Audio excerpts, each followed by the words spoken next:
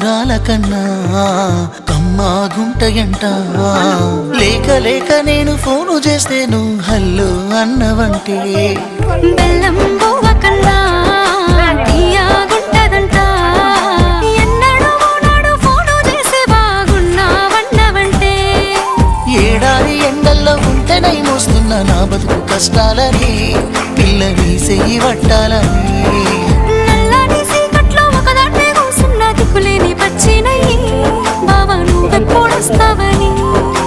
ఏళ్ళైపోతుండే పిల్ల ఎన్నెలొచ్చింది మన బతుకులా ఏలైపోతుండే పిల్ల ఏలు వట్టంగా వస్తున్నాయా ఇన్నాళ్ళ ఎడబాటు ఎడవాసిపోతుందిలే